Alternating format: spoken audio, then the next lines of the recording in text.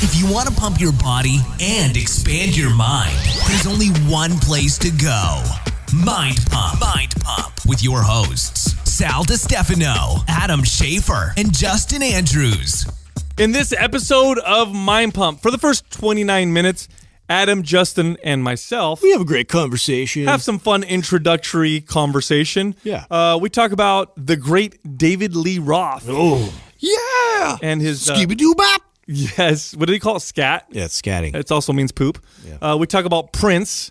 Yes, that's the musician. Is that what scat means? Poop also? It also means poop. I didn't know like that. bear Yeah. scat. You never heard of that? And then skeet. No, well, Skeet's something else. That's something different. Skeet.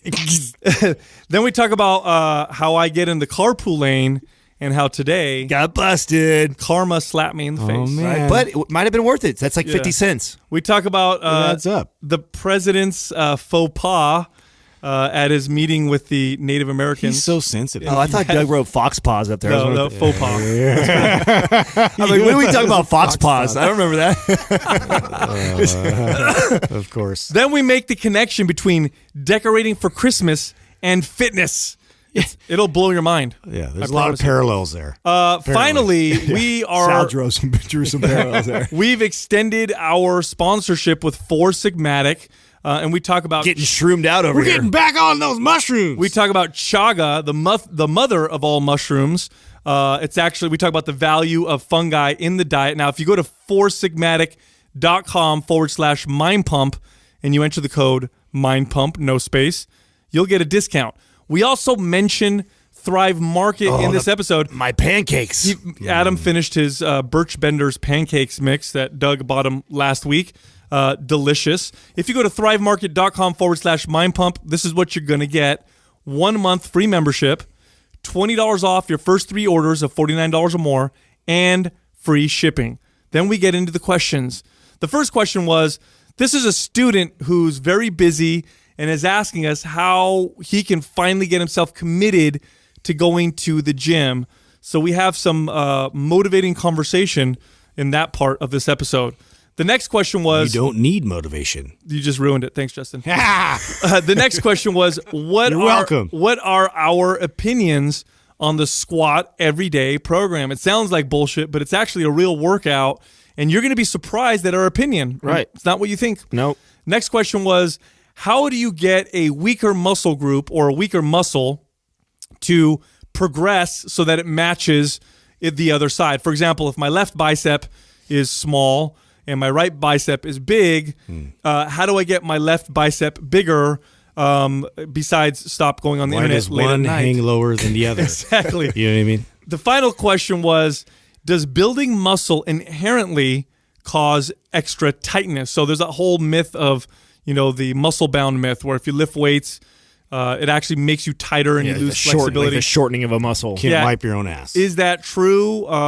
Maybe there is. Maybe there is some truth to it. Find out in this episode. Also, it's December when you're listening to this. No, it's not. Is it the end of November? No, this is today, bro. Are we dropping this? This going out, this babe. is today's, dude. Man, we're Yeah. fast. Yeah. It's almost December. It's almost December, which means it's 1 month until the New Year's resolution. It's 1 month until everybody decides they want to work out. Everybody decides they want to get in shape.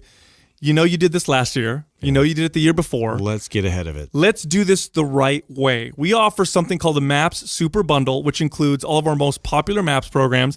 It's 1 year's worth of exercise programming. In other words, you could get started and have 2018 planned out. All your workouts, every week, all the phases, all the goals, all the adaptations, exercise video demos, blueprints, it's all in there for that entire year. Nobody offers anything like this except for Mind Pump. It's the MAPS Super Bundle. For more information, go to mindpumpmedia.com. And it's T-shirt time. T-shirt time. How many reviews? 22 reviews. Hey, Not bad. not bad. We don't even ask for them anymore. That's right. That's pretty good. Actually, that's a good point. Huh? We don't even ask for them, and we still get 20. That's really good. That's not bad. Nice. So we're going to give nice out people. 6 shirts. Whoa. Hooking Again, it up. just like last week. Hooking it up. So the 6 winners are 6 Knicks shirts. fan Sweet. 75, Ooh, tough to be a Knicks fan right now. Sarah and Caleb, S Solstice, R3K1, Colin BGT23, R3K1. and K Deemer. All of you are winners. Send the name I just read to iTunes at mindpumpmedia.com. Send your shirt size, your shipping address, and I'll get that right out to you. Thank you. Skibbity beep, boppity boop, skibbity boppity boopity dow. Whatever happened to ska? Isn't that called ska music? Scatting. Scat also means shit. It does also Doesn't mean shit. scat also mean poop? You know who did that really well? David Lee Roth. Skibbity boppity Oh, yeah. bow, yeah. Oh, yeah. Yeah. I'm just a gigolo. I'm just a gigolo. Everywhere I go. I don't even know what that's from. You don't remember that? I don't. What is You don't that remember David Lee Roth doing? Who is he? Was he with? Was that Van Halen? Yeah. Yeah. Remember Just a Gigolo? Yeah. He did that. Remember his music videos? I'm your ice cream man. Watch me as I'm passing by. Yeah, you don't remember? You don't remember his music videos on MTV, and he'd fucking jump and do the splits. Oh yeah. You just gotta high jump. kicks. Jump. You know? And it would always have Yeah. the hottest girls in his videos. I don't remember. Bro. He did a lot of scatting though. It was is the point. pure hot. When I was a kid, I was watching that. I was like, "Oh, here we go! Yeah. Hot chick's gonna come on the TV Boom. because he's on there." He did it right. Then he lost his mind. Yeah. Did he? He's still awesome. He's weird.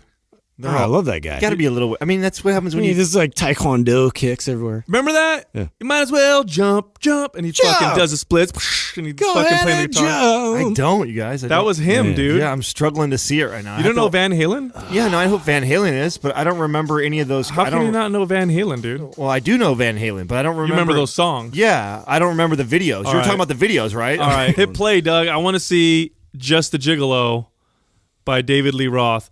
So, see, Oh right my away, God. right away, Boom. hot chicks, You see that? right away. Amazing. As a He's like, wow, skibbity bop doo, wow. yeah. As a 13-year-old boy, this was exciting. I don't remember this. Oh, it's a great. Man, really? Yeah, That's too bad. That is one of my favorites. It's weird that I don't remember. Like I remember a White Snake, and I remember the. Remember this Dave TV? Oh, you remember Whitesnake? What's her name? Kim Cattrall. yes, What her name yes, was? dancing on top of the car and stuff. Yeah, that just was like- pretty hot. Yeah. Right, like That was I like so like a this is the cat same on top of the era. car. I mean, it's the same time. I just don't remember. Yeah, but David Lee Roth, like he was the winner of it. Yeah. He's first place when it comes got to all his of it. first place. yeah. When it comes to like hot girls in your music videos, he's He the was guy. your go-to guy. He's the guy. Second place, Prince. Do you guys remember Prince's videos? Yeah. Remember Cream? Well, he's just this like overly sexual guy. Who? Prince. Prince? He was just very Androgynous. like just like humping his guitar like every 2 seconds. You know what I mean? But you don't know if he's into guys or girls. Yeah, you didn't know. You have no It was idea. like weird. Did anybody ever figure that out? It was both, wasn't it? I think he's mainly girls. I thought I thought it was girls too because he had that one. He always had hot girls in his videos. that was just And like then- his thing. He Well, was, like, according to all- that, who just interviewed with Joe Rogan? You were listening to. You were listening Billy to it. And he was- Corgan? No, the guy that who claims that 35% of men have had a sexual experience with other men. And Oh, I don't remember Get what outta that here with was. that. yeah, that was crazy. That is not a statistic. I think. Well, That's okay. a crazy stat. Or unless that's I way got- inflated. Yeah, I think it's super inflated. So Come on. okay, first of all, you have to think what are they categorizing as a sexual experience? Second of like all, me rubbing your leg earlier today. Like yeah, like that's not a, that could have been. Yeah. It could have been That in shouldn't some be. circles. That shouldn't Well, count. then Yeah. okay. It also think about like boys and girls hang out with the same sex for a long time as they're going through puberty, as they're doing the. So I'm sure I don't think I don't know where that statistic came from, but probably more than you think. Innocently, you know what I mean? Kind of innocently. Really? I mean, Maybe. I had quite a few friends growing up, and I only maybe could count on one You guys hand. didn't like How many that's happened to? Really? Yeah. You can count on one hand. Yeah. How many? Huh? Less than 5? That's what that means? Wow, 4. yeah. Yeah. That's 35% if you do the math. No, it's not. I have a I'm lot. just kidding. Just kidding. That's a good chunk. Yeah. I At think. least. Yeah. Whatever. No. Whatever slice of the pie. Dude, so I was on my way to work this morning I was going to write a blog because I was all motivated and shit. And Is it going to finally, be controversial or are you going to be safe? No. a lot of safe I don't blogs. know. A lot of safe blogs. safeties Oh, going you mean on. my blog? Yeah, Was it going to a be lot of safety controversial? nets. I don't know. Adam wants me to write one that's kind of controversial. I don't know if I can we all say it do. here on the podcast. It's okay. We all do. But he wants me to write one that's controversial. I might do it. I have to feel inspired by it. Maybe I'm just being a what's the word? Puss? Prima Yeah, donna. yeah, like a prima. Maybe I'm just like, I need to be inspired before I can write anything. Like, That I might- have a process. Right. I Yeah, feel that might like be bullshit. I feel I like have if a you just start process. writing, I think you just start writing and it'll come to you. I think you're right. But anyway, I'm on my way here early, and I'm like, fuck, traffic, because San Jose has become It's a traffic micro LA. shit. It's become traffic shit. It is bad lately. Mainly because we have a lot of people moving in here, and the roads are controlled by centralized, system of government that decides that, we're gonna fucking make the roads look like like this, and they don't fit the amount of people, and so we're all fucked. So anyway, I'm driving here, bumper to bumper traffic. Typically, what I do when this happens, and I'm just gonna be honest, I'm not gonna lie, is I go in the carpool lane. That's what I do. I love how you just freely admit this. It's just something I to do. everybody. I get in the carpool lane, and it's just. Do you at least have a dummy or You're something you turning blow you're up? turning into quite the rebellious one. I know, So, right? you know? He's so like anti-system. you know what Using it is? deodorant in grocery stores, driving no the way. carpool lane. Fuck the man. You know what it is? I'm driving in the diamond It's lane. not like a dangerous thing. You know what I mean? It's not like I'm on my cell phone in my car, or I'm drinking and driving, or I can hurt someone. I'm in the carpool lane. Big deal, right? So I'm in the carpool lane because I'm like, I want to get there on time so I could do some work. So it's because I'm People trying. get angry, dude. I'm trying to be productive, and as I'm going, Do you buckle your passenger seat just to make it All look the like rule followers are like, I've actually had people gonna see me. strangle you. I've actually had people in the slow, in the traffic lane, see me in the carpool lane, Yeah. drive by, and then they'll flip me off. Oh my God. And I'm like, look, I'm taking the risk. Let's talk if you about want to this. get in this lane, get in the lane. I got in a fight recently with my wife because I parked in the burrito loading zone at Chipotle. Get the fuck out of here. Burrito loading zone?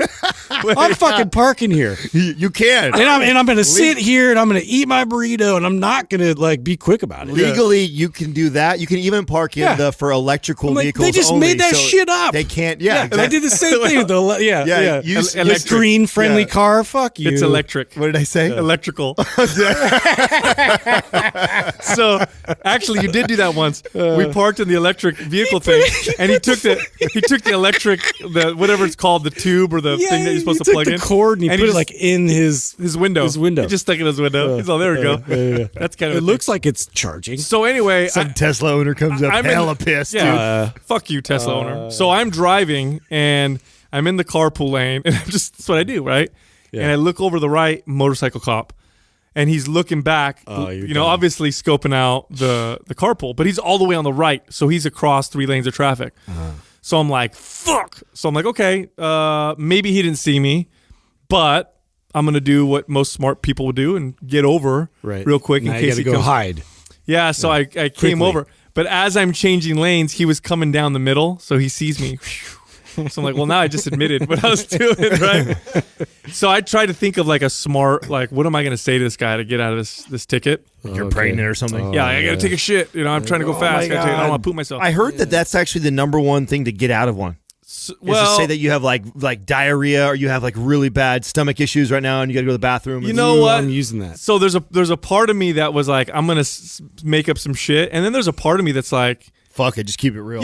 yeah, I'm just going to keep it real because You know what? I tried to get away with it and fuck, I got caught, dude. I got caught, And here's the thing: if I do them, because what's a carpool ticket? It's like $270, I think. Yeah. It's stupid, right? Yeah, it's a lot. But if I do the math for all the times I've taken the carpool and not gotten a ticket, Yeah, it's like $5 a pass. not even. It's like 50 cents. I did the math. It's like it's been at least 10,000 times, so it's pretty much free. So That's I- actually not a bad here's- way to here's look your at ticket. it. That's It's a not a bad way to look at it. strategy. It's like, listen, I just always drive in the carpool lane. I get caught once every 50 times. Yeah. It's basically I pay $1 to use the carpool lane. Yeah. And if someone asks me, it's like a tax. why wouldn't we have that? That would be smarter that way. because that's too smart. That's Adam. too smart. Yeah, it's too smart to do something like that. So they need to come up with stupid Yeah, things, people get angry. and that's why our roads are fucking. Like if there was a lane ridiculous. that I could pay like $5 course. extra dollars. of course, There's like there's a $1 lane and then there's a $5 lane, You- right? You know what that's called? What? That's called that would be a market solution. It would be. They would never allow that with roads. No. Never would allow that. It would be with so roads. smart though. It would be. because And people then there's an underground road. because people for, like ourselves would go like, you know what? $10. Like I got to be somewhere. And sometimes I would sit in traffic. Maybe sometimes I don't care. Maybe sometimes I'm not in a hurry or like that, but if there's a time of hurry, I'm willing to pay $5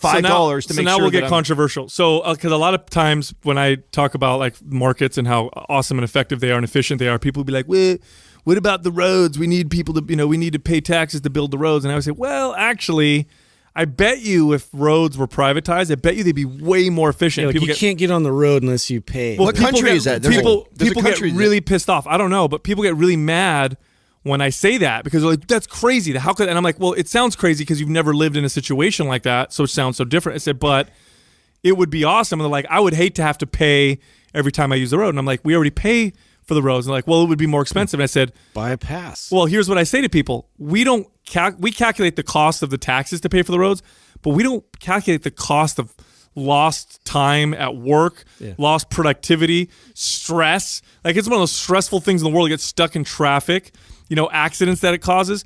Because private companies would do a better job because they're crap. The freeways look the same that they said they looked 20 years ago. Another road. Yeah. Well, I thought there's some states that actually have the roads private. Is that not true? I don't know. Yeah, I thought so. And you pay tolls and stuff like that to go through them. I know there's another country. Some smart forum member will make sure they clear this up for me. That I know that there's places like that, and the roads are like immaculate. They're like beautiful, and you pay. You cross. I think New Jersey. Isn't New Jersey like that? I have no idea. Really? Yeah, I believe. Does Doug? Do you know? Do you have any idea about that? I don't know. I'm just maybe the government's charging them. I don't know. Yeah, I have no idea. No. But anyway, I'm making shit up. So I had to pay my fucking stupid. I have a stupid ticket now. Oh, so you did get caught? Yeah, I don't know. He pulled me over. Oh, so what did you say? And then what Nothing. happened? I didn't lie. He didn't even give me a chance. Yeah, license registration. So I'm like, here you go. And you know what the funny thing is? After I got it, and he's like, okay, please, safely merge into traffic. I said, no problem. Got on my cell phone. You know what I mean? Texting. Yeah, there's a piece of me that's kind of like, oh man, there's a piece of me that's kind of like, you're such a rebel, dude. fuck you, man. You know the irony? I'm still you know how gonna many do it times anyway. I've seen a cop go by me and he's on his phone? Oh yeah, Every time? Yeah. Yes, yeah, dude. all the time. They're just as human as the rest of us. He wants to check his Facebook He and wants to know Instagram what his too. girlfriend's doing right now. Yeah, dude. You know?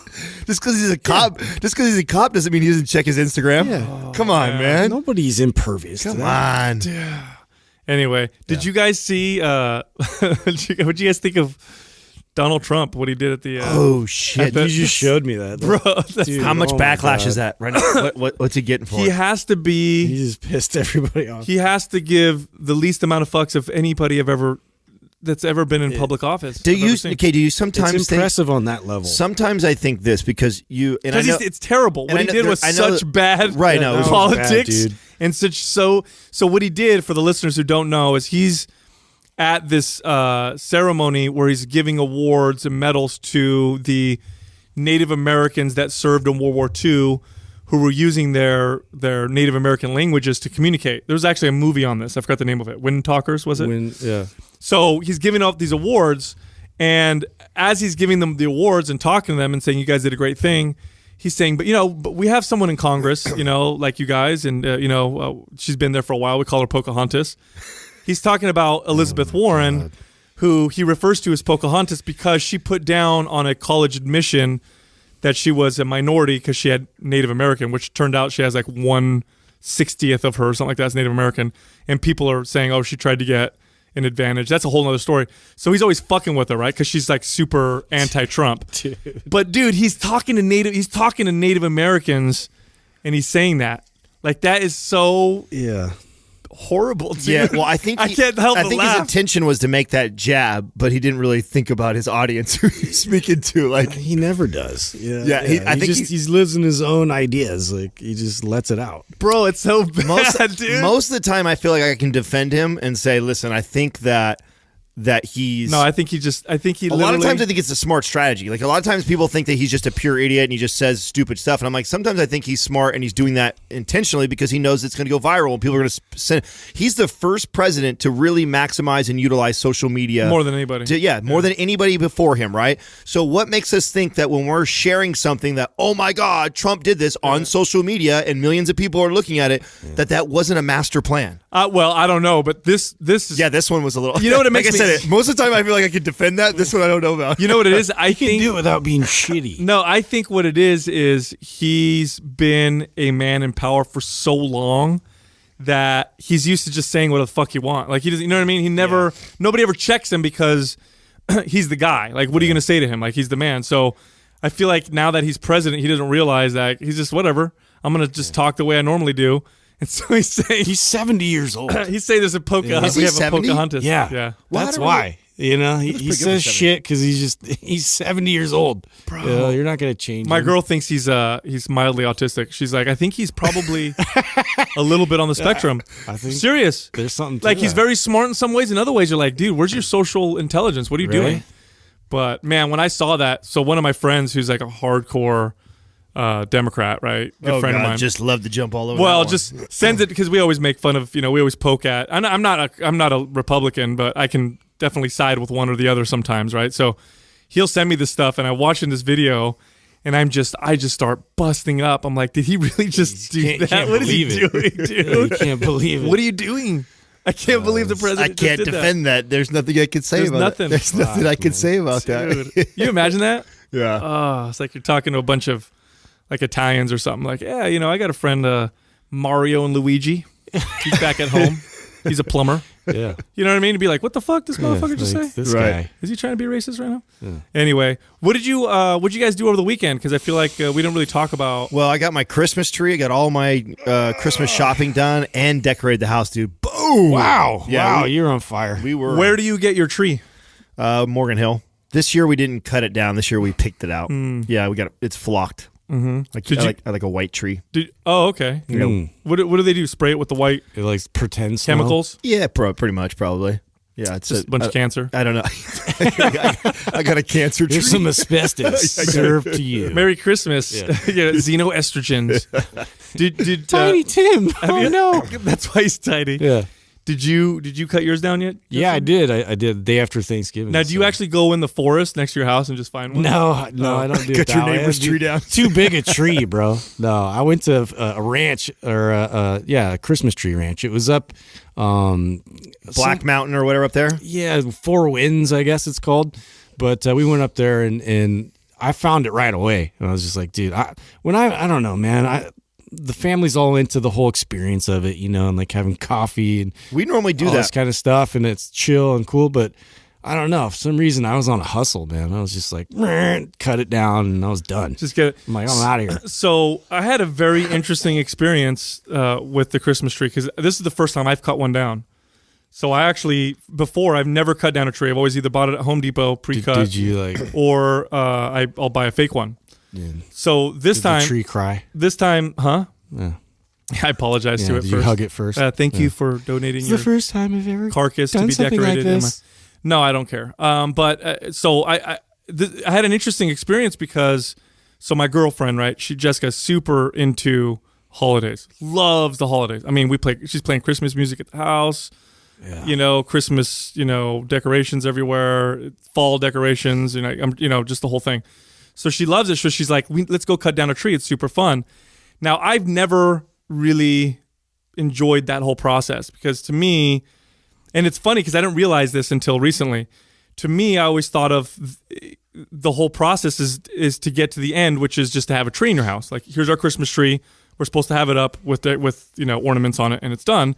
And I always thought, like, God, the process takes too long. Like, who cares? Just put the tree up, have some ornaments on. Now we're decorated. Mm. And she's like, no, dummy. She's like, it has nothing to do with having a tree in your house. It's the process. It's nothing to do with having a tree or nothing to do with. It's that day that we spend doing all the stuff, and it's that whole process. And it was like a light bulb. And the Irish coffees. It was like a light bulb that went off in my head, and I thought, holy shit! The reason why I've never enjoyed this is because I've always thought of the end result. I've always thought the goal is just to have the tree up with the ornaments, but in reality, that's nothing. It's all about enjoying cutting it, driving up, listening to music with the kids, hot cocoa, cutting the tree down, bringing it home, getting out the decorations, listening to music, playing games. And I really enjoyed it. And then I thought to myself, wow, this is so similar to fitness. It's so similar to how when people have a goal, like I want to lose 30 pounds, that's why I'm working out, or I need to get ready for this, that's why I'm working out. That's why they hate the process. That's why they hate working out so much. That's why it sucks for them because So focus on the end. it's all about the goal. And for them, they just want the goal. They don't give a fuck about. When they're not being present in the process. That's it. Yeah. And it's like, holy shit, it's the same thing. If you learn to enjoy what you're doing, what the process, you really won't ever have to worry about falling off or on the wagon because you just enjoy the process. And I think about myself and you guys, like we're super consistent, relatively consistent with exercise and stuff.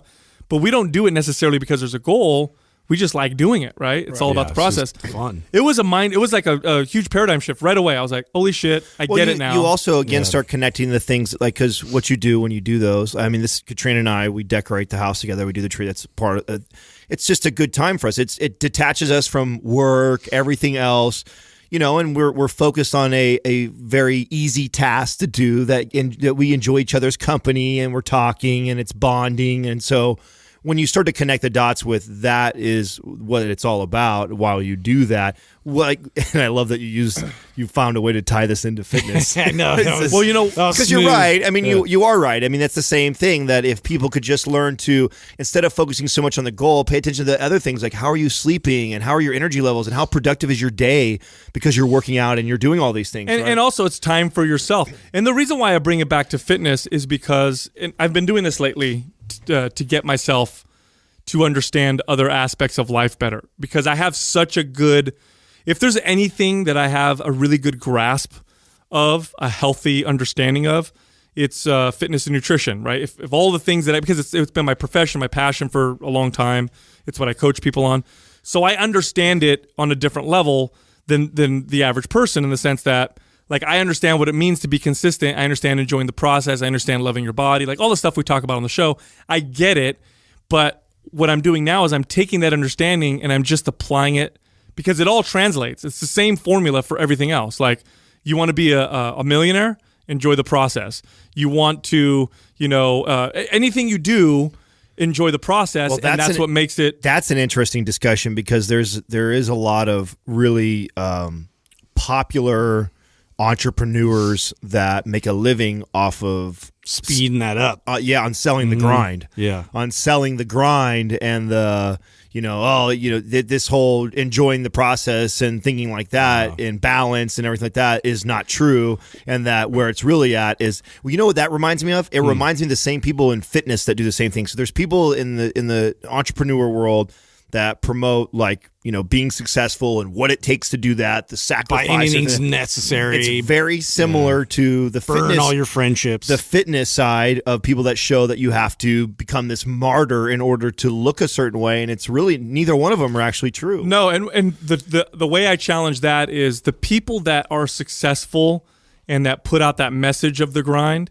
they actually enjoy the grind. So they are enjoying the process. Yeah. It's not for them. Right. Because I've known a lot. Because they identify with that. Bro, I've known a lot of grinders. I've been one before. Right. If you ask me while I'm grinding, I'm going to tell you I love it, because I did. It wasn't like I was doing it and hating it. Like, oh, this fucking sucks. It was always like, yes, I'm going to, I'm going to work bell to bell. I'm going to push myself harder. So it was enjoying the process. Now, of course, there's a different conversation in terms of balance, balancing your life out.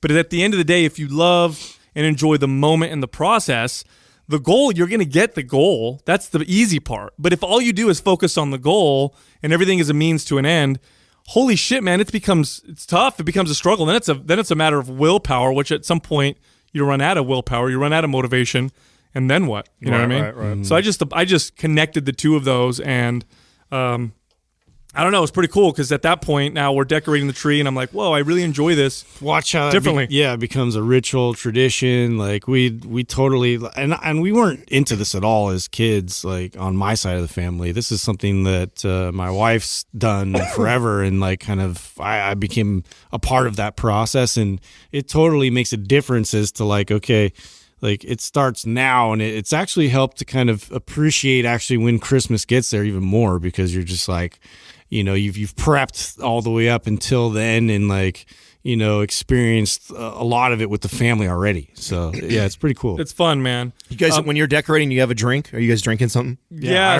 Irish coffee. So we're drinking coffee. My girl will either drink coffee or we're having cocoa, and this actually brings me to another thing I'm excited about.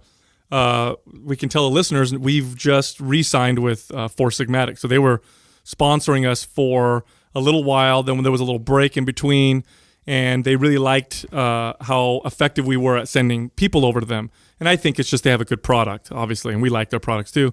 So I was drinking chaga, which it's got an interesting taste. So I think some people either like it or they don't.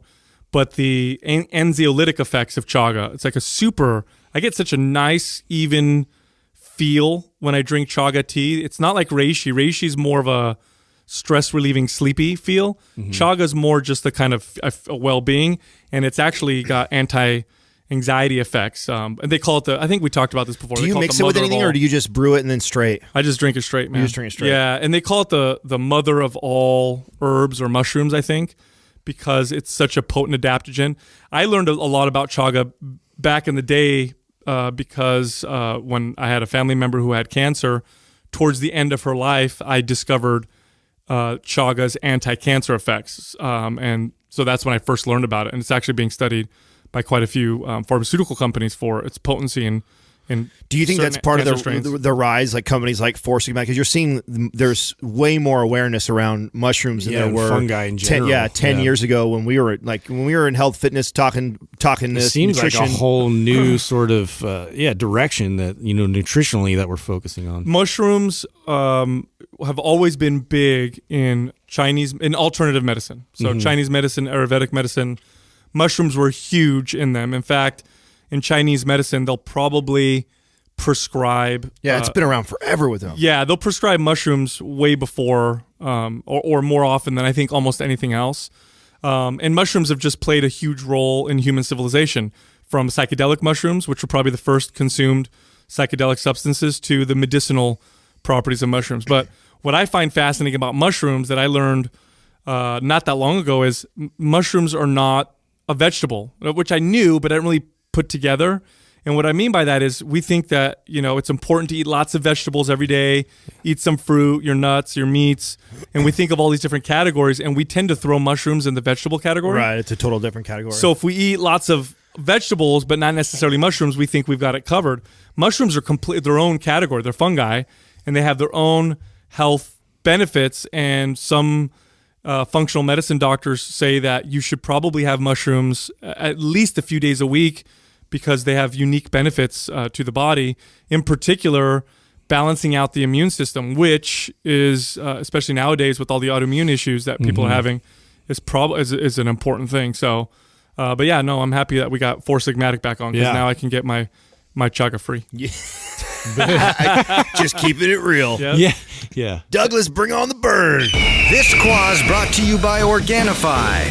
For those days you fall short on getting your organic veggies or whole food nutrition, Organifi fills the gap with laboratory-tested certified organic superfoods to help give your health and performance the added edge. Try Organifi totally risk-free for 60 days by going to Organifi.com. That's ORGANIFI.com. And use a coupon code MINDPUMP for 20% off at checkout. First question is from MCD Matt. How do you finally commit to working out? Being a student, it's difficult to want to work out. I know I have the time, but it's difficult to get my ass to the gym. What are some tips to get yourself to the gym? He's got what do they say? Anal glaucoma. Just go, man. Can't see his ass in the gym. What? Anal glaucoma. What is Can't see getting my ass in the It's a gym. cloudy asshole. Is that what's going on? Hey, dude, my dad jokes are getting strong. They are. Dude, that one was too much. Did you see the one on you're pushing that one to happen? Did you see the one I did on Insta Story? With Which the one? pancake, but I was shaking the pan, so I said Yes. panquake. Yes. I missed that. But really bad. How dare I? Because that's amazing. Hey, speaking of pancakes, though, dude, I have gone through. I'm on my third bag now of the pancakes that you introduced me to. Birch Benders. Yes, with the Thrive told Market. you. No, they. Oh, snap. Well, all you have to do is add water to them, and they are bomb. You have the protein I have the ones. protein. That's my kind of cooking. Just add water. No, and they're legit. They really. cook up perfectly, dude. Really? Fluffy. It's the best. So the only pancake complaint, mix I've ever had. complaint I have is I want a bigger serving. Do you know if they have a bigger serving on the Thrive, Doug? Do you know? I don't think they do. I think that's the only one. Yeah, that's the only knock I have is because I'm burning through them. I like them so much. Are you really? Yeah. So it's Birch. What was it? Birch what? Birch Benders, and they're like a full $3 cheaper on Thrive Market, like most of the stuff on there. Right. So pretty No, cool. I've been crushing those. So lately. the question, how is he going to get? How did you finally commit to working out? How's he going to get his butt in the gym? I just was talking about this in the intro or earlier. This is one of the things where I think we've been told and fed for so long that it's all about motivation. Mm-hmm. That in order to do something, you need to be motivated to do something.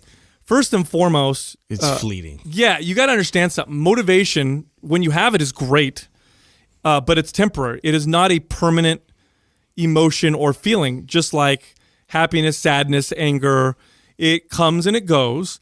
And if you're waiting for motivation to go work out, at best, it's going to be inconsistent. At worst, you'll never get yourself to go work out. And I think a lot of this, too, comes from the old mindset of, like, having to actually kill it in the gym and do things that are substantially difficult and intense. And really, what's going to do you best is to show up and just start slow and, really just start getting through the movements of it and treating it as practice and coming in and just practicing, lifting weights a little bit here and there. And then eventually it just snowballs. I think the biggest mistake that people make is they think they got to do more than what they really need to. Yeah. I think there is this, we talk about this all the time. We're either on or we're off, and we're on, right? You're doing everything. And it actually doesn't have to be that difficult. Like if you haven't been going to the gym at all, just getting to the gym and like what Justin was just saying, practicing a few movements,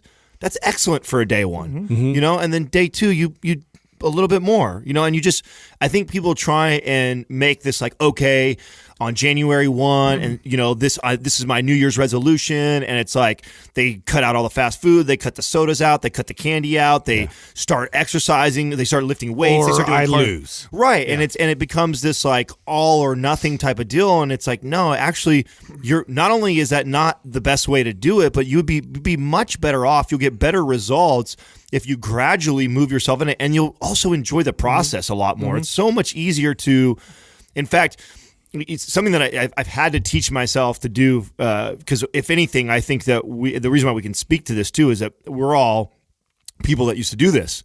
I 100% I was either dialed or not. And what happens when you're like that, you do turn into this on or off thing versus when you actually go in just a little bit at a time, a little bit more. You build upon that. It's more of a journey and a process, and then I think it's a lot easier to enjoy, and it's also easier to fit in a crazy schedule. You start to realize like, oh, well, I haven't gave myself 20 minutes, and this right now is close to home for me because I've been the most inconsistent training right now than I have been in the last 4+ years. And, I'm back in just last couple of weeks was, I had a really good week where I had 4 days in the gym, which for me, in the past, a year ago, that would be hardly anything. Like I was training 7 days a week, just a year ago. So 4 days, but the week before that, I'd only made 3 days. And the week before that, I only made 2 days. And so it's just like, hey, I'm just trying to get in the habit of getting to the gym. And then when I'm in here working out, sometimes I'm only doing 2 exercises, maybe 3 exercises.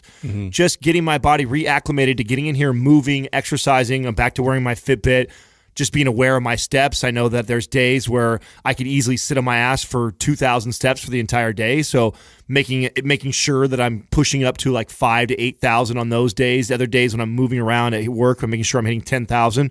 So giving myself very small gradual goals and just building upon that, I think is the much smarter strategy. Here's the thing, a subpar routine done consistently is going to give you better results than an excellent program done inconsistently. So I know we talk all the time about excellent, professional, well done exercise programming.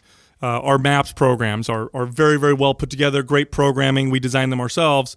However, if you did our MAPS programs and did a little bit here and then didn't do it for 3 weeks and then did some, and it's going to be less effective than a crappy program that you're there in the gym consistently. So consistency is more important than anything. Don't worry so much about all the stuff you need to do. Right. Just do a little something and think about it as it's time for yourself. Really, it's just time for yourself.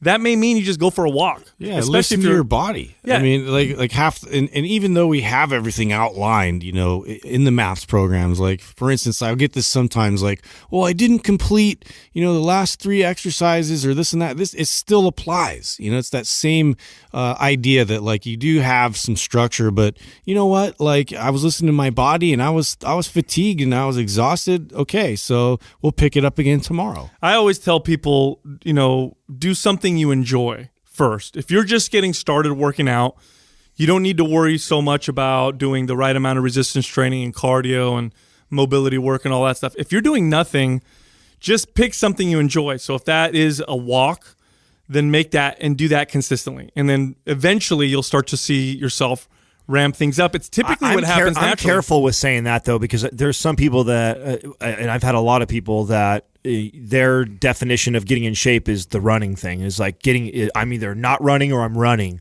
And I love to run when I'm running, like when they get into it. And so they think that like, okay, I'm back in it. Let me start running again, every day. Like I'm dealing with that with a friend of mine right now who I help out. But that's the on the off. That's on the wagon, off the wagon people. I rarely ever see someone who loves running and just this is what I've been doing for the last 10 years and I perfect it and it becomes my thing. It's usually the people who do that are the ones that are like, I'm getting in shape. I'm going to just start running. And then they do it and do it and do it and then they stop. Is usually what I see, from those kinds of people. I had a client, she's probably listening, good friend of mine, ended up becoming one of my favorite people to ever train. She came to me and was sent to me by one of my doctor clients. So she was one of their patients, and she comes to me and walks in super, like, not happy, like didn't want to be there. Her doctor told her to come in. Didn't want to be there. We sit down, and she literally tells me, I'm not working out more than once a week with you, so I'm only coming in once a week, and I'm not changing my nutrition. Those are like the first. Here's what I'm not going to do. Those are the first two things out of her mouth. Yeah. So I said, that's fine. So all I know I have to work with is once a week. Right. So we'll do the best that we can, the most we can within that once a week. Now, I knew that because then I had talked to her further and we did this whole assessment, and I knew that she had totally horrible experiences with working out. She's had injuries that she tried to rehab that never got rehabbed because the physical therapist never progressed her. She's worked out with trainers that overtrained her and pushed her too hard, and she got real sore. And so I'm like, okay, what I'm going to do, my goal is to just get her in once a week, which she said she can do. And each time she comes in, I'm just going to have a good time with her. I'm going to get her and do exercises with her, but I'm going to have good conversation with her because during this assessment, I discover she's intelligent. She likes to have good conversation. So that's what we're going to do when we work out. I'm going to give her some exercises. We're going to do those, but the whole time we're going to have great dialogue, great discussion, and every once in a while I'm going to slip in some fitness stuff. And so this went on for a little while, and she showed up every week, once a week, consistently. I think it went on for I want to say almost a year of just once a week. Wow. Now in that once a week, which is way more than she was doing before, I got her stronger. I got her more stable. There's a lot. I did a lot with that once a week. I did the most I could do with that once a week. Next thing I know, without me saying anything, she comes to me and says, hey, Sal, do you have another day a week that's available? Absolutely. Now we're twice a week. Now she's doing it twice a week. Next thing I know later on, hey, is there anything I can do on my own at home? Next thing I know, hey, what should I do with nutrition? Do you think I should cut out sugar? What do you think about processed foods? Fast forward today, she's still working out with, she's actually trains with my girlfriend now because I don't train anymore, but she's made drastic changes to her diet, her activity level, and it's all through that slow process of being consistent with what she was ready for. Right. And look where she's at now. Now, if I had taken that individual and sat in front of me and I trying said, to throw her in that away. And I'm like, listen, once a week's a waste of time. You need to come see me at least 3 days a week. She probably would have never I think as long as you're realistic with your goals and people understand that, right? Like I think there's this idea that the harder I push, the more I do right now, the faster I get to my goal. Again, focusing so much on the goal instead of the process, and they don't realize that it's really not. It's not that much faster if you really think about it. Like this, if you're just slowly building upon it, like a year is a long time to go one day a week, but I think that starting off with less and building upon that versus trying to max, like say, okay, I have 4 days a week that I can get to the gym and then fully committing to that right away. It's like, well, okay, if you have 4 days, why don't you start off with 1 or 2?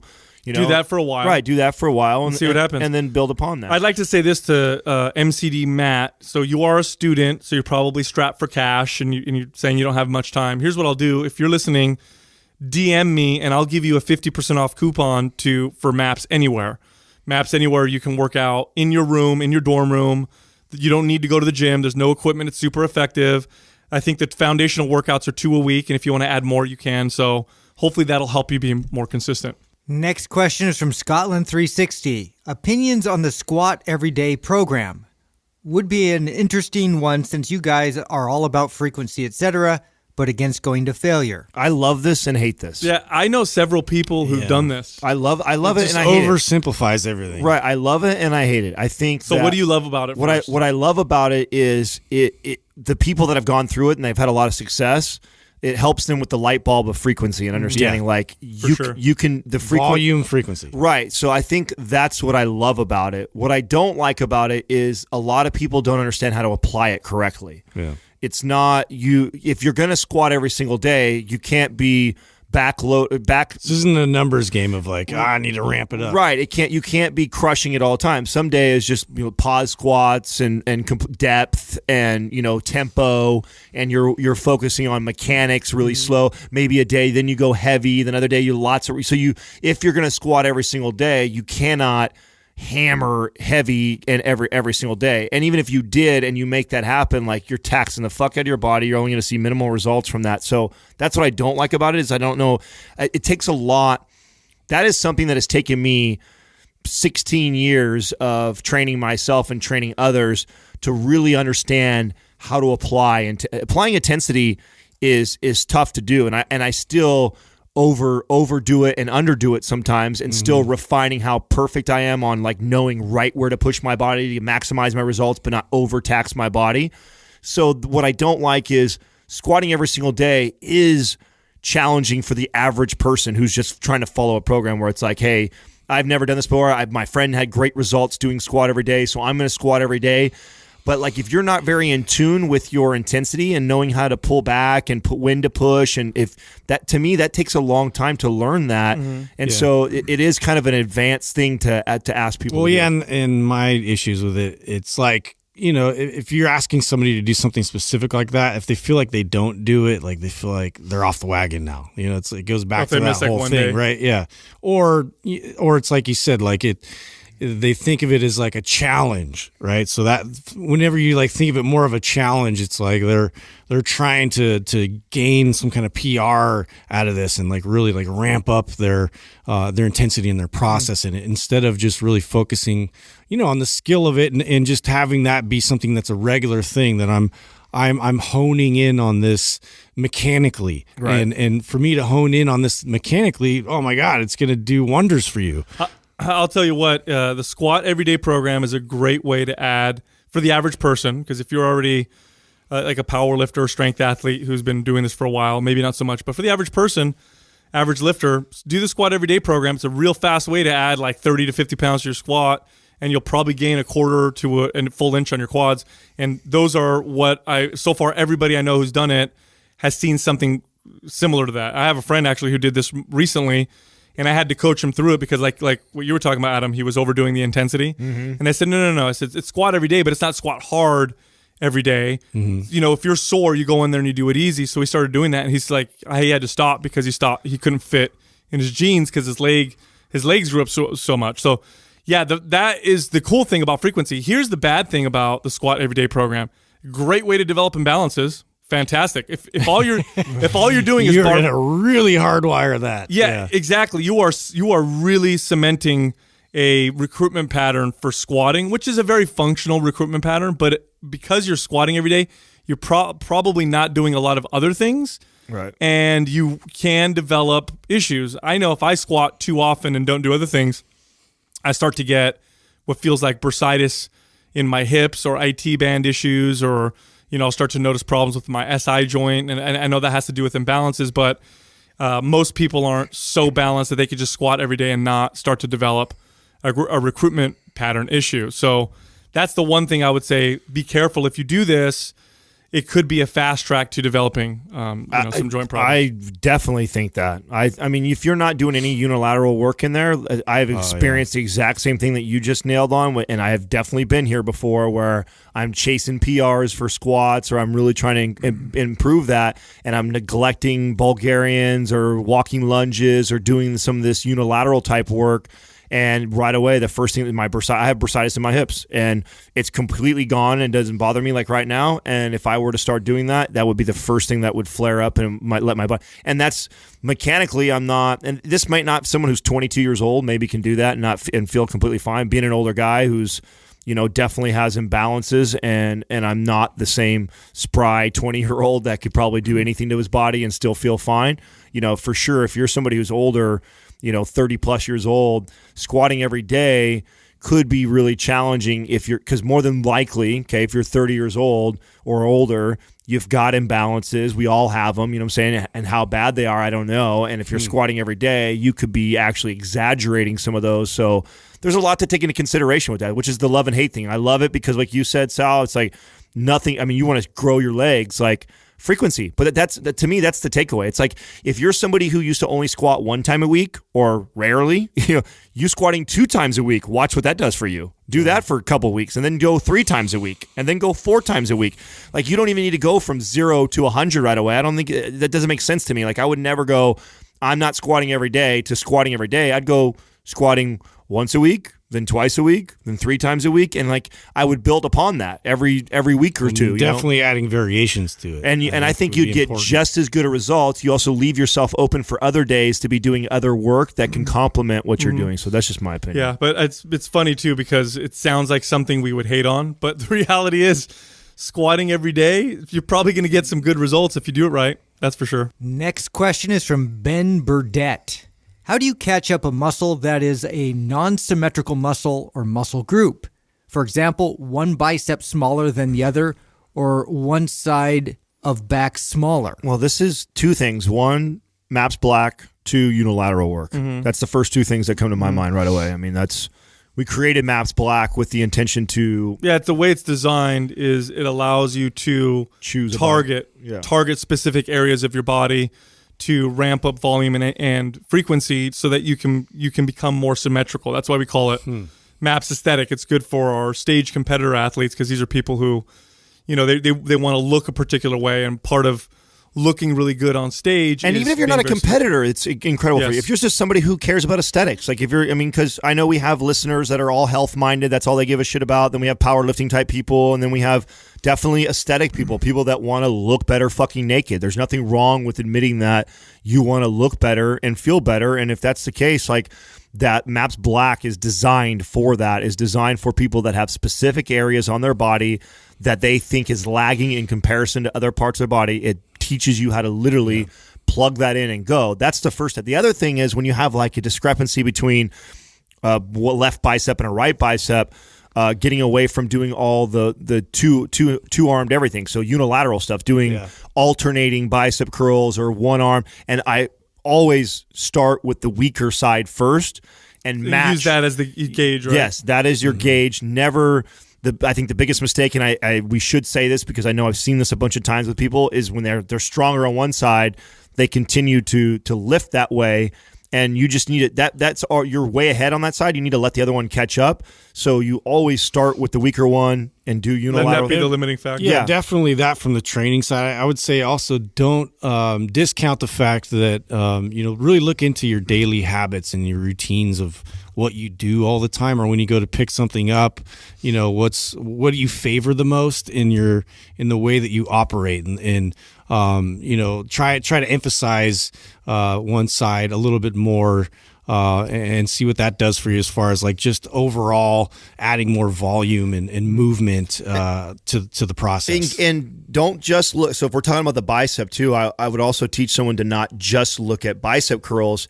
You probably cheat on that dominant side and all your rows, your pull-up type movements, any of your back stuff. So especially if you're doing it with both arms. All pulling movements, I'm going to do unilateral, or I'm definitely, if I'm doing no unilateral, I'm definitely going to start to incorporate that and build upon that, because that could be part of the reason why you have an imbalance. Is you do seated row with both hands, you do lat pull down with both hands, and your dominant side is pulling most of the weight, and that's going to help develop the bicep more on one side than the other too. So not only do you need to do the biceps unilateral, but you also want to do your pulling exercises that incorporate a lot of the bicep unilateral too. And same theory, stopping to the weaker side first. Just work out the unsymmetrical side more. I mean, really, add an extra exercise for that one side.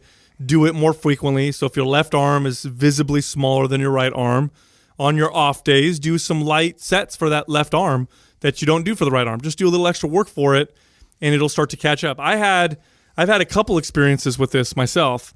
My calves. I had an experience with my calves. When I was younger, I dislocated my kneecap on my left leg. And so for an entire summer, I had to wear this like straight leg brace. So it was like this Velcro leg brace with these bars that went through it, and it kept my left leg totally straight. I could walk on it, but it wouldn't let me bend my knee for obvious reasons because it was swollen or whatever.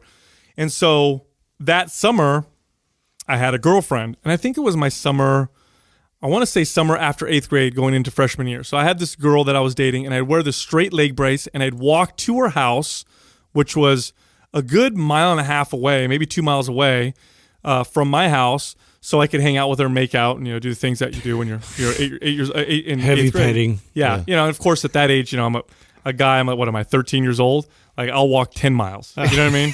With fucking both legs broken. Just with a raging heart Isn't on. that the truth when you're that age? Dude, Right? when I think about it, remember, this is in the summertime. It's hot as You just fuck. brought back memories. I've got a knee brace. I've got this long ass knee just brace on. hobbling all the way there. And I would walk from my house all the way to her house to spend, if her mom wasn't home, for 15 minutes. Yeah. To go there for 15 minutes, and then, my mom's coming real quick, and then I'd walk my ass all the way home. But anyhow, because I was doing that almost every single day with this knee brace, I had to push off really hard with my left foot. So I had this kind of funny walk where I would push off with my left foot, but I'd be able to bend my right leg. Well, by the end of that summer, my left calf was a good inch bigger than my right calf. And in order to balance them out, I had to do the same thing on the other side. I had to do lots of calf raises on the other side in order to try and balance them out. So that was one thing. The other thing too is that I've experienced this was with my back. Because I love deadlifting, I love deadlifting heavy, and I have a decent deadlift. I would always pull with the same over-under grip. So my right hand supinated, left hand pronated. And when I'd get real heavy, that was my favorable grip. I didn't realize that I had a more developed right side of my back than my left. And it's not super evident, but you can see it if I, stand with my shirt off and I'm flexing. You can see that one side's more developed than the other. So I had to deadlift with a switch with the other grip for a while, and now I do double overhand. So it just put in more work for that weaker or smaller side. Not necessarily harder work, just put in more work, add more frequency, and the body tends to want to catch up. You'll notice it tends to want to catch up. It may take a while, but it'll catch up eventually. Next up is DJ Cruz. Does muscle building inherently cause tightness due to tighter muscles, or is it just from the enlargement of the muscle leading to reduced available range of motion? This is a good question. This is actually, believe it or not, a controversial question. Get into CNS and get into because we don't really have tight muscles, right? No, but so the old saying was, back in the day in the 50s, 40s and 50s, and maybe even the 60s, athletes were discouraged from lifting weights. So if you played football or baseball, or I think football was probably the first sport where athletes started lifting weights, but baseball for sure. And other they didn't sports, want you to develop any upper body. No, they discouraged it. They said stay out of the weight room because it'll make you muscle bound. Yep. It'll make you tight and you won't be able to move. And and then the reverse came out, and people said, no, weight training doesn't make you muscle bound. It makes you a better performer. And the debate kind of went back and forth. And now it's hard to find an athlete that doesn't lift weights. Like, weights definitely contribute to performance. Now, you want to think back to yourself and say, well, why would those coaches say that back then? Why would they say people would get muscle bound? They didn't just invent that out of thin air. They obviously observed something. And what I think that they observed back then was that the people that were into lifting weights back then probably weren't into sports. So that now you have this big muscular dude that all he does is lift weights. Then they'd go try and throw a football or something, and it probably looked bad. I used to say it even as a trainer in early years that, we're shortening our muscles because we're just contracting. And so then the muscles get tighter and tighter and tighter. So I used to present this. Like, I used to say to people, because that's how I was under the impression that the more we can continue to contract and we lift like that, the shorter and shorter and tighter we become when I think related to CNS stuff. And that's right. I think that can happen. I really do. I think the other thing is that you would have athletes lifting weights and not practicing their sport while they're lifting weights, and you lose coordination for a couple of different reasons. Your size gets bigger, so you're not moving the same body. You're strengthening just those very specified ranges of motion. That's the adaptation you're saying. Yeah, so it's like wherever your joint angle is as you're working out with the weights is what's going to translate, towards the actual overall mechanical movement. So There's both. You have to, and what Sal's alluding to is like with the skills portion of it, that needs to exist simultaneously with weight training. Or you'll lose it. Now, if you take the average person who is totally inactive and you have them lift weights properly, full range of motion, good control, whatever, they're going to get better flexibility. They're going to get better range of motion. Now, if you take somebody who is already got decent range of motion, decent flexibility because they're, a dancer or whatever, and you have them lift weights and they don't incorporate or integrate more flexibility training, they may notice tighter muscles. Now, here's why. Here's why I think that happens. Because I've had lots of clients comment on that. I've had my girlfriend comment on that. And she's super flexible, right? She used to train, with silks, which requires it's a safety mechanism. It's a safety mechanism that you've trained your body to do. You've told it that it's strong within this range of motion. Anything outside of that, it freaks out. I've heard somebody call it the overbearing mother. Mm. Yeah. Mm-hmm. So it's like, no. Like you can only go so far. You can hurt yourself. Well, your body has that like just internally. Yeah, and think about it this way: if your central nervous system is controlling how much your muscles will extend, which is what it does. That's what gives you flexibility. It's your CNS that tells the muscle that it can relax to a certain point or whatever. And so let's say you have a certain amount of tension at a particular point, and now the muscle's bigger. It's going to feel like more resistance. It's just a bigger muscle now that's still resisting going past a particular range of motion. A good example of why this isn't true is Juji Mufu. I mean, John is a great example of you can become extremely muscle bound, or muscular and big, and still. But what does he do? He does just as much tricking. Has more range of motion than any of us. Right. He does just as much tricking and mobility work as he does heavy lifting, and so and what he did a really good job of always keeping that through this entire. Now, if he would have just lifted weights and he wasn't a tricker and he wasn't into mobility and he was that muscle bound, you better believe his range of motion would look worse than anybody in this room. Yeah, so I like this. So I'll give you another example. Let's say you have somebody that just goes to the gym and all they do is work out their chest. So all they do is they lift heavy for chest, they get a good pump, they build big pecs. It's Monday every day. And let's say that their chest was tight anyway. So they had tight chest to begin with, but their chest was also weak. It was small. Well, now it's just a big, muscular, strong, tight chest. So it's going to cause more distortion in the posture. It is going to feel tighter simply because it's a bigger, stronger muscle that's still tight. Right. So you're not getting as expansive in your range of motion. Yeah. So can building muscle cause more tightness? It can if you don't go through full ranges of motion and you don't practice flexibility training. It definitely can. Now, can you have small, weak muscles that are tight? Yep. You definitely can. Well, that's more common. The biggest knock that I have on bodybuilding, and this is what happened to me, was I became so focused on aesthetics for the first time in my life. My entire career as a trainer, I've always just been a fit trainer. I played basketball, I did plyo work, I did all kinds of multiplanar shit. Like just because and I was trying to build muscle. That's always been a goal. I want to be bigger, more buff, but it wasn't to a point where I had to, and I to sacrifice other things. Well, when I got into competing, that became such the goal that all those other things that used to be important to me were no longer, because it was all about aesthetics. It was I needed to improve month over month the way my body looked. And training that way, I started to neglect all the things to improve my mobility and movement, and I lost it.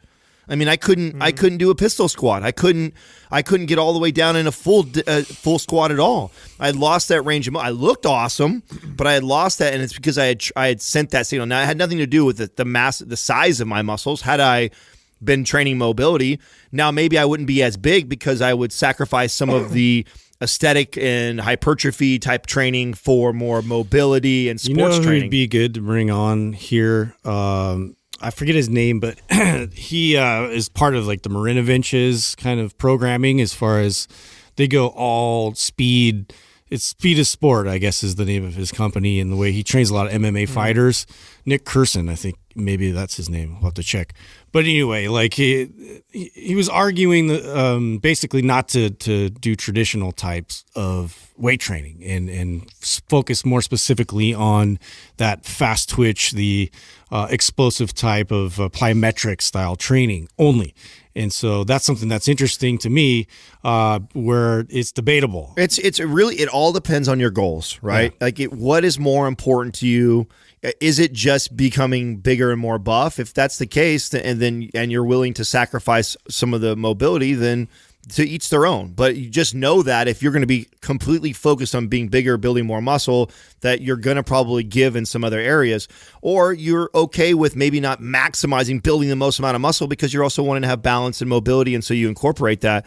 But I could definitely see the argument for somebody to do just straight, if you're an athlete, like, Right. that's different, right? If you're an athlete and you want to build some muscle, There's an off season for a reason, and you're actually able to produce more force the stronger you get. right? course. But even in an off season, you're still training movements that are going to complement your sport. Exactly. Yeah, you're still putting the skill. Yeah, you're still putting the skill-based training in there. You're still working on mobility. You're just more focused. You don't have game days, so instead of game days now, your game day is Right. now in the gym lifting, right? And Well, it's building just muscle. always my problem is always like a method or a system that revolves around one thing. Mm-hmm. That just to me doesn't have a lot of longevity or life to it. How about this too? I mean, we didn't even touch on this with this conversation. Is there's a huge genetic factor that plays into here too? Of course. Yeah. There are some people that have just What am I already working with right now? Yeah. right, and I use Juji as an example. He's probably also an example of somebody who's a genetic freak. Also, you know what I'm saying? The guy responds very well to lifting weights, and he's been able to do the splits forever. So, he's definitely got a genetic advantage that he's continued to work towards and work at, which is a good example of why he looks that way.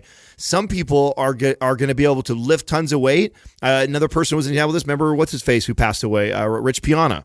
Super flexible. And I never see him doing mobility work. He just genetically was, gifted when it comes to mobility. So there is a major Tom Platz was another guy, but he also did work on it. He worked on it quite a bit. Here's the thing. Look, I tell you what, if you're the average person and you're lifting weights properly and you're doing the barbell lifts, like the good ones, like full barbell squats and their variations, full rows and pull-ups and overhead presses and windmills and stuff like that, you're not even gonna have to worry about tight muscles. You're actually going to improve your flexibility and range of motion. The average person can't even do a full squat properly because they're either too weak or too tight or both. Right. So, definitely don't be afraid of becoming tighter if you start doing resistance training. The only people that should worry about getting tighter with resistance training are people who are already super flexible and then they stop their flexibility training and just do resistance training. Right. But the average person, you're not going to get tighter. If anything, you're going to get greater ranges of motion, greater flexibility, and greater mobility. That's a good point. Absolutely.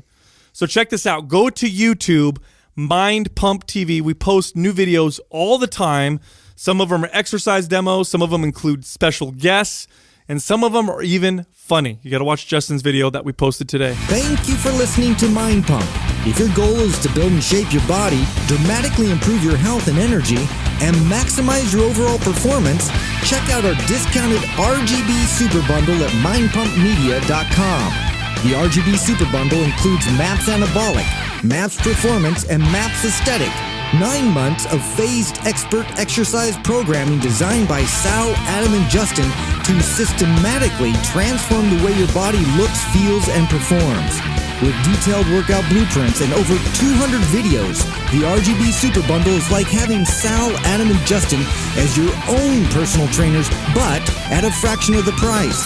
The RGB Super Bundle has a full 30-day money-back guarantee, and you can get it now plus other valuable free resources at mindpumpmedia.com. If you enjoy this show, please share the love by leaving us a 5-star rating and review on iTunes and by introducing Mind Pump to your friends and family. We thank you for your support, and until next time, this is Mind Pump.